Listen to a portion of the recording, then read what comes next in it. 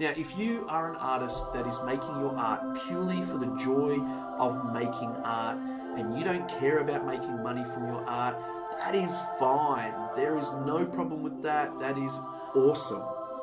But that's not what I'm out to do. This is the business of art.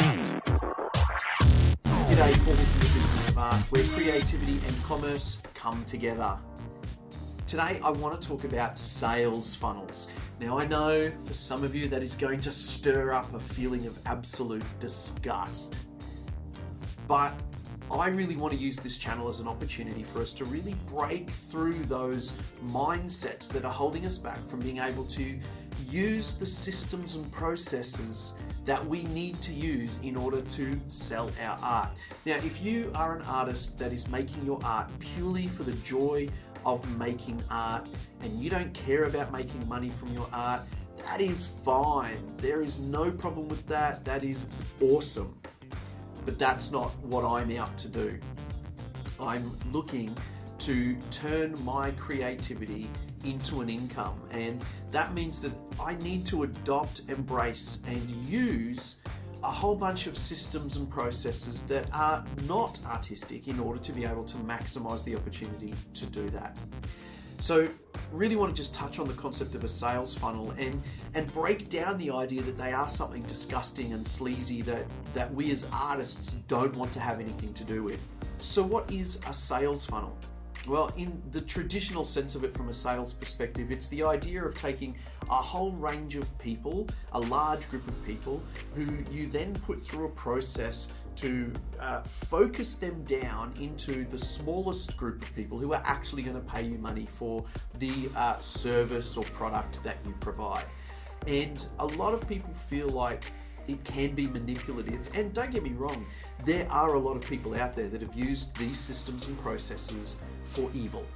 There is no doubt that there are marketers out there who manipulate and take people on a journey that really takes them to a place where they purchase something that they may not need. That's true, but you don't have to approach it like that. A sales funnel, or a funnel in general, it actually is something that applies to everyday life. So today we're auditioning actors for my new theatre show, Adventures of Peter Rabbit. And that's a funnel, that's a casting funnel. So we're auditioning lots of actors to hone down into the smaller group of actors that are going to be right for this show, right down to the point where we choose the specific actor that we're going to cast in that role. It's a funnel. Shopping is a funnel. At the grocery store, you go in and there's 50 cereals. You're going to hone those choices down to the particular cereals that you're interested in, and then you're going to choose the cereal that you want. As an actor on the rehearsal room floor, we're kind of using a funnel there where we have this piece of text and we have all of these different options that we can do with this piece of text, and then through the collaborative process with our director and other actors and building the show together, we essentially rule out more and more and more of those options until we have funneled it down into the choices that we make in collaboration with the director that's going to end up on stage. It's the same process. Anything that you start out with using that has a big number of something that refines it further and further until you get to that specific choice at the end is a funnel. Think about all of the things that you do where you've got multiple choices that you go through a process refining that choice until you make your decision.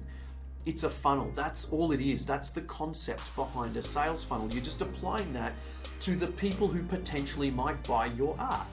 That's all it is. I want you to think about a sales funnel for your art less like a manipulative process and more like a filtration system. That we're taking a large group of people who may not know that we exist as an artist, that may not know about the work that we do, and then we're going to educate them about what we do. We're going to let them know who we are. And that means that some people will leave our group and they won't come back because they're not interested in that, and that's fine. And that gives you a smaller group of people. And the more that you can tell those people and show those people what you do, the more and more you're going to refine that audience down into the people that are interested in purchasing your work. That's really all it is. It's a filtration system that helps you focus your attention on your ideal customers, the ones that are interested in buying your work.